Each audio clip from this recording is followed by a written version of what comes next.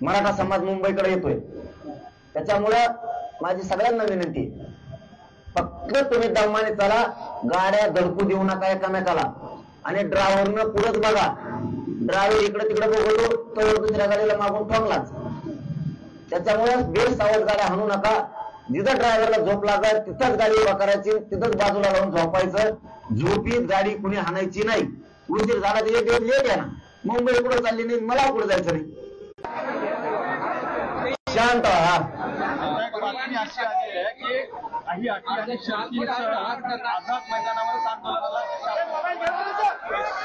देणार का दिली?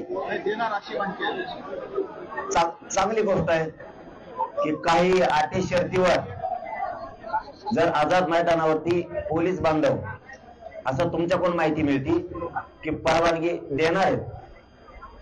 अटी शर्ती मान्य करू, स्वागत आहे, कौतुक करतो आम्ही त्यांचं. जर ते परवानगी देतात अटी शर्तीवरती, आम्ही अटी शर्तीचा मराठा समाज म्हणून 100% पालन करणार, ही आमचा शब्द आहे. आणि परवानगी ते देतात म्हणल्यानंतर तर या 7 कोटी मराठ्यांच्या वतीनं त्यांचं मनापासून कौतुक.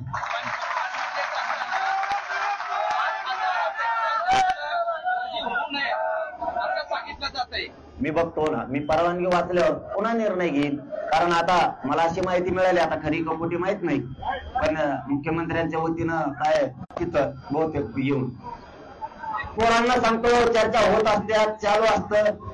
आता चर्चा आणि आश्वासनावर राहायचं नाही. कोणता मंत्री आला आणि आमदार आला तरी आपल्याला चर्चा सन्मानानं करायची असते, त्यांना कुणी त्रास द्यायचा नाही. थांबा रे भाऊ, थांबा थोडं, ब्रेक चालू आहे. तुम्हाला आता काय सांगितलं, शांत भरायचा निर्णय दिला काय, त्यामुळे मी त्याच्यावरती बोलणार नाही. पण न्याय मंदिर 100% आमचं म्हणणं ऐकून घेणार आणि आम्हाला न्याय देणार. हॉटेल बांधवला आम्ही रात्री सांगितलं, कारण कॉफी आम्हाला 8 वाजता दिली रात्री आपल्या आंबेसाहेब डीवायएसपी साहेबांनी. त्यानंतर मग आता तिथून पुढे आमची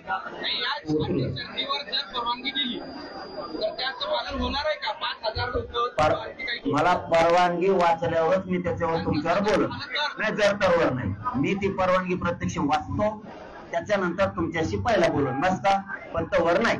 मी आता मुंबईकडे निघतोय आणि निघा.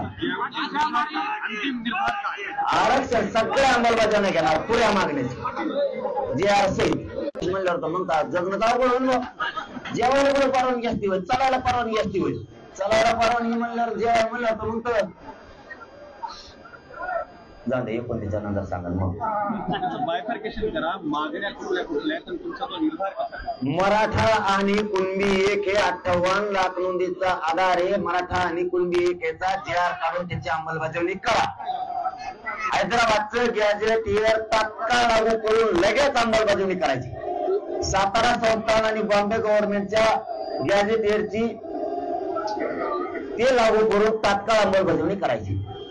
सगळ्या सोयऱ्यांची अधिसूचना काढून आता 1.5 वर्ष झालं, सगळ्या सोयऱ्यांच्या अधिसूचनेची अंमलबजावणीच करायची. सर सकट सगळ्या केसेस मागे घेऊ म्हणले होते. आमचे व्हॅलिडिटी सगळ्या रोखून धरल्या. कुणबी प्रमाणपत्र दिले जात नाहीत आणि नोंदी शोधल्या जात नाहीत.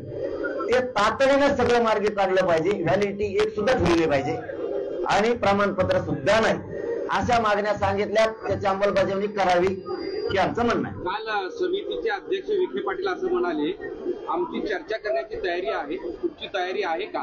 आणि मी कवा नाही म्हणलं चर्चेला, ते सांगितलं तुम्हाला. आता तुम्ही विचारायचं अगोदर सांगून टाकलं काय तिथं चर्चा होत असती. मी मला काय सांगत होतं, हे चर्चा होत असती.